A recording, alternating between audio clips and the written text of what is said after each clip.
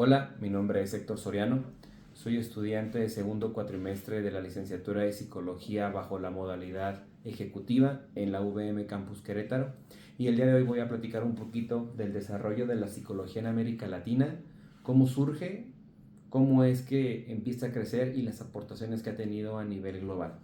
Un punto importante a mencionar es que durante los años 80 gran parte del territorio latinoamericano comienza a tener un cambio político en el cual la democracia va a permitir una mayor exposición a nivel científico, específicamente con los psicólogos, pues en diferentes países, incluso con diferentes continentes, pero justamente esta democracia también va a permitir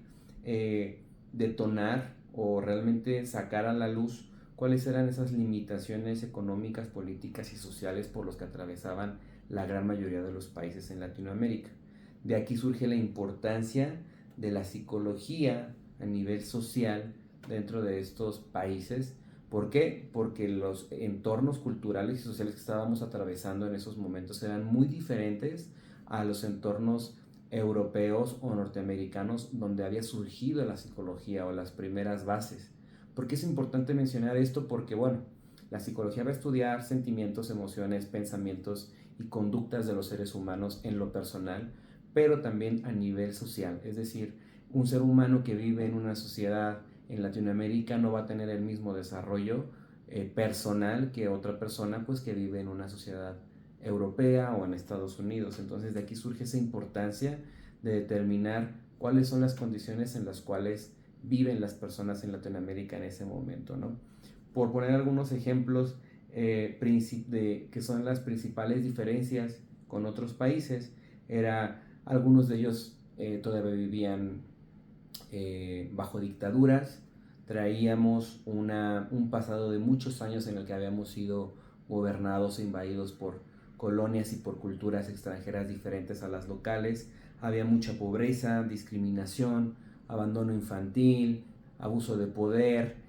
problemas en general a nivel de discriminación por equidad de género. Entonces los psicólogos empiezan a darse cuenta que no va a ser suficiente con tomar como base las corrientes de las escuelas y de los grandes pensadores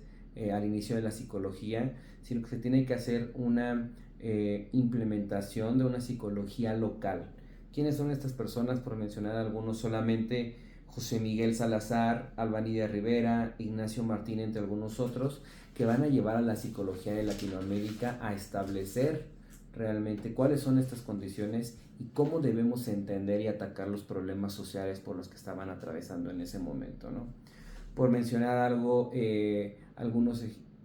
tenemos casos como México 68 o como la dictadura que hubo en Chile, donde aunque efectivamente ya había una mayor libertad, aún había muchísima represión social que al finalmente iba a repercutir en la salud y en la integridad de todos los ciudadanos latinoamericanos que estaban viviendo en esos momentos, ¿no? ¿Qué va a pasar? ¿Qué ocurrió como consecuencia de esto? Pues empezó a haber desarrollo de concepciones sobre educación, sobre psicoterapia, donde ya los psicólogos podían empezar a poner sobre la mesa o sobre sus hipótesis condiciones locales, pero basada en los medios de ese momento, por ejemplo, de dictaduras, ¿no?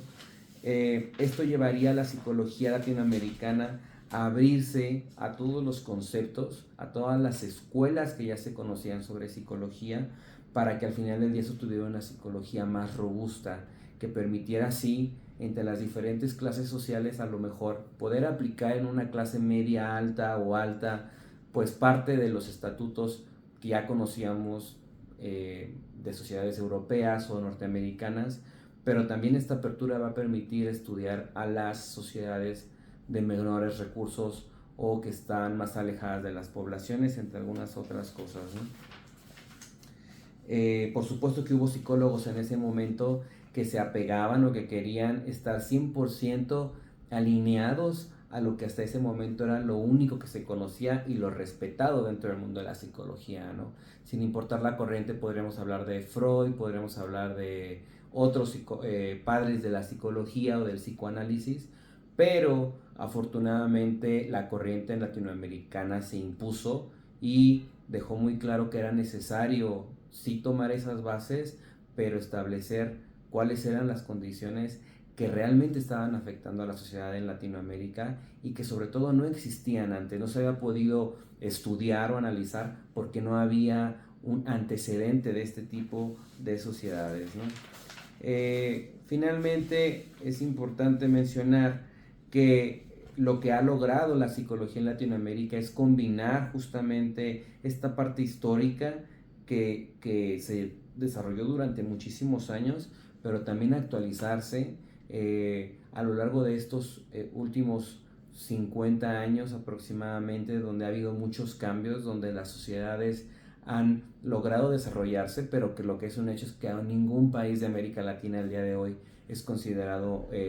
un país de primer mundo. Entonces, aún la psicología, al igual que muchas otras ciencias, son muy locales y tienen aproximaciones y estudios muy específicos de la zona. Una de las frases que tuve oportunidad de leer y de escuchar es que antes éramos